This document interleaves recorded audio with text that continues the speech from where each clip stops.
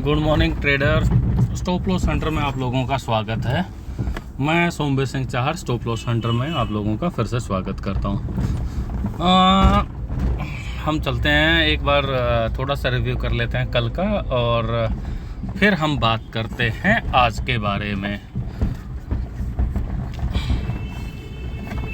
आज का जो ब्रेकआउट टाइम है वो सेकंड हाफ में रहने वाला है, तो अपने पास बहुत सारा टाइम है जी। ये देखिए कल का एक टाइम यहाँ दिया गया था, और उस पर्टिकुलर टाइम को जब ऑब्जर्वेशन जो टाइम था जैसे ही वो ख़त्म होता है तो मार्केट यहाँ से सीधा, ये ICICI बैंक का चार्ट है, 596 का के ऊपर एक हमारा हाई पॉइंट था उस टाइम का, और जो लो पॉइंट था वो 593 था, यानी 4 रुपये का ही स्टॉप लॉस था। और उसके बाद सीधा ब्रेक करके ये 601 602 के आसपास टच करके वापस आता है, और उसके बाद इसने सेल एंट्री देता है। कल दोनों ही एंट्री थी। तो कुछ ट्रेडर्स का कमेंट सेक्शन में कमेंट भी थे कि इस सिचुएशन में क्या करें। बड़ा सिंपल है, देखो दोस्त, मैं हमेशा किसी भी स्टॉक में, कमोडिटी में, फ्यूचर में, ऑप्शन में एक ही ट्रेड लेता हूँ। अगर पहले बाय ट्रिगर हुआ तो मैं बाय में ही एंट्री लूँगा, या सेल एंट्री ट्रिगर हुआ तो सेल में एंट्री लेंगे, जो भी एंट्री पहले मिले। क्योंकि और हाँ, एक चीज़ मैं यहाँ बताना चाहूँगा जो मेरे दिमाग में थी। मान लीजिए कि आप बैंक निफ्टी ट्रेड कर रहे हैं, ये बैंक निफ्टी की ट्रेड थी कल। यहाँ से ये सीधा आपका एक मैंने जोन करके दिया था कि भाई ये आपका जोन है और इसके ऊपर आपको या नीचे एंट्री लेना चाहिए। और इसके बाद जैसे ही ये ऊपर गया, आपको 10 से 15 मिनट में ही 150 से 200 से 250 पॉइंट यहाँ मिल जाता था। अभी यहाँ कल कमेंट सेक्शन में दो लोगों के कमेंट थे, 2 ट्रेडर्स के, कि पहले बाय रिकमेंड हुआ, बाय में प्रॉफिट मिला, या स्टॉप लॉस बड़ा था तो उस टाइम एंट्री नहीं की, और वो जब नीचे आ गया तब हमने एंट्री ली, तो वो स्टॉप लॉस हो गए होगा। देखो बॉस, अगर वो ऑलरेडी आपको 100-150 पॉइंट अगर अपने ट्रेड में दे चुका है तो आपको फिर वो जब नीचे आए फिर उस केस में एंट्री नहीं लेना चाहिए। उस केस में उस एंट्री को छोड़ देना चाहिए। अगर आप नहीं, तो इस तरह के दिन कभी ना कभी आएंगे कि कभी बाय एक्टिवेट होगा, फिर बाय में टारगेट दिया, फिर सेल एक्टिवेट हुआ, फिर सेल में भी टारगेट दिया, तो इस तरह की चीज़ें आएंगी।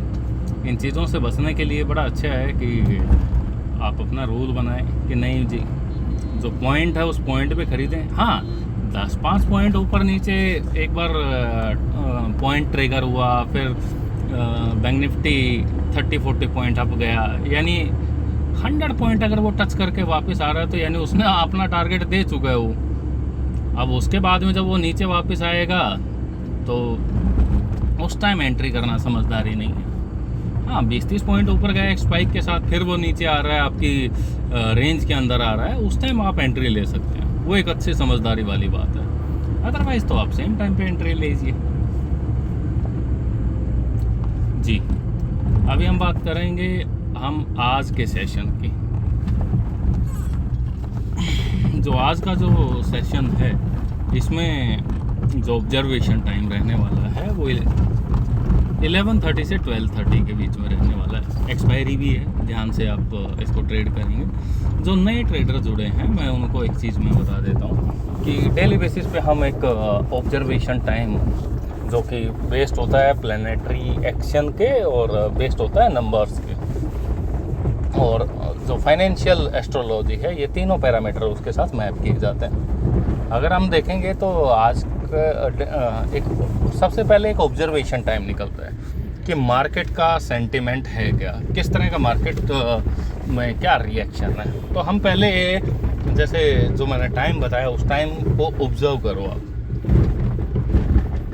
आप जिस भी स्टॉक में, इंडेक्स में, फ्यूचर में, कमोडिटी में आप ट्रेड लेना चाहते हैं, उसमें आप उसके हाई और लो को मार्क कर लीजिए। बहुत सिंपल है, कुछ नहीं करना है, टाइम और प्राइस 2 ही चीज़ देखनी है। तीसरी चीज़ के लिए आपके चार्ट में कोई जगह ही नहीं होनी चाहिए। मस्ती से देखिए, कोई किसी तरह की कोई तकलीफ़ नहीं है। अब आपने देख लिए, अब वो ऑब्जर्वेशन जब टाइम ख़त्म हो जाता है तो वेट कीजिए मार्केट, या तो आपने जो हाई लो मार्क किया हुआ है उसके हाई को ब्रेक करेगी या लो को ब्रेक करेगी, या उस रेंज में ही घूमती रहेगी। 3 सिचुएशन से ज़्यादा कोई चौथी सिचुएशन नहीं बनेगी। अगर हाई ब्रेक किया तो बाय साइड में और लो ब्रेक किया तो सेल साइड में, बस इतना ही आपको काम करना है। Thank you. वीडियो कैसा लगा आप ज़रूर मुझे बताएं कमेंट सेक्शन में। अभी तक अगर आपने ये चैनल सब्सक्राइब नहीं किया है तो मैं आपसे रिक्वेस्ट करूंगा, डेली अपडेट्स, टाइमली अपडेट्स पाने के लिए ज़रूर इस चैनल को सब्सक्राइब करें। जो आपके साथी ट्रेडर्स हैं उनके साथ शेयर करें। बड़ा अमेजिंग सा कॉन्सेप्ट है, यूनिक है। मैं कभी भी पास्ट के चार्ट नहीं किसी स्ट्रेटजी में वो फॉलो करता, मैं हमेशा डेली बेसिस पे अगर आप देखेंगे तो फ्यूचर की हम बात करते हैं। You can't buy past, you can buy future, basic concept है। तो आप चेक कीजिए। और मेरे ख्याल में 55-56 वीडियोज़ हैं। आप डेली बेसिस पे अगर कोई नया ट्रेडर है और खाली टाइम में अपने किसी भी स्टॉक के साथ कि ये जो टाइम बिहेवियर है आपके स्टॉक के साथ क्या रहने वाला है उसके साथ मैप करके आप चेक कर लीजिए। मैं तो कह ही नहीं रहा हूँ कि ये इतना अच्छा काम करता है, इतना बुरा काम करता है, या कितने लोड से करना चाहिए। आपकी अपनी श्रद्धा और इच्छा है। Thank you.